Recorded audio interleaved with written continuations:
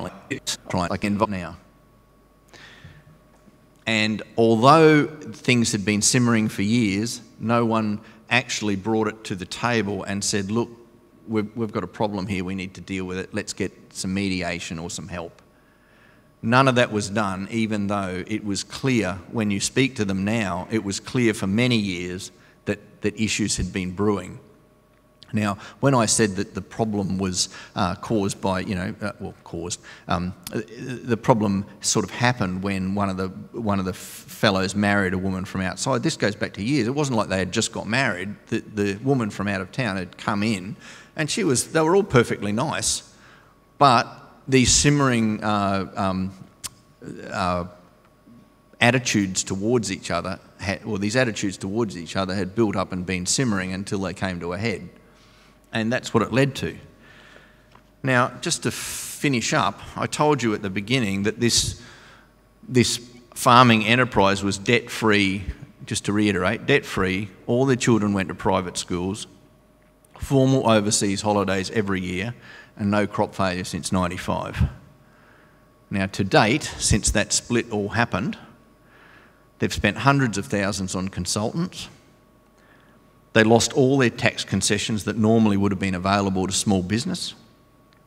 In fact, in addition to that, they had to pay $200,000 tax. They had to deal with all those people and pay them. So $200,000 on consultants, as I said. And mind you, it had to all be done quickly. Like, all those people probably would, well, perhaps not the police, but all those people would have had to been dealt with, but they could have been dealt with in a sensible way over a period of time, in a structured way. It would have cost a lot less, and they would have had a much happier outcome. There would have been time to rejig the way the farm was structured and to gain tax concessions, all that. But because the atomic bomb had been set off, there was no going back.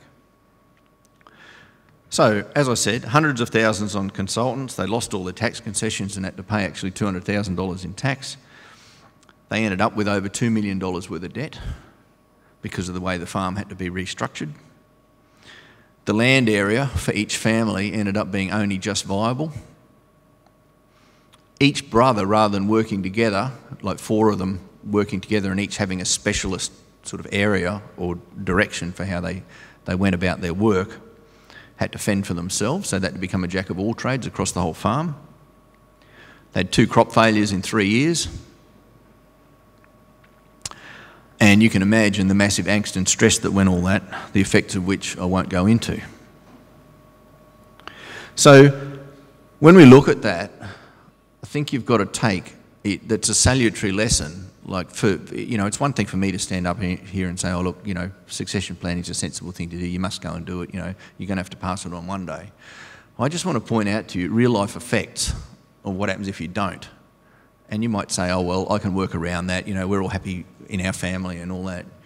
You wait until decisions really have to be made, until there's real money on the table and outsiders come in because people decide to get married or children decide that they don't actually want to pursue the farming lifestyle or whatever.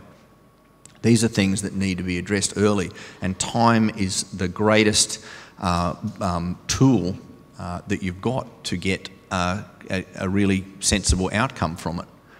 If you leave it till the last minute, you won't have time, and in that, you've gotten rid of your biggest ally. Well, with that, I'll thank you for having me and leave you to ponder those points. Thank you.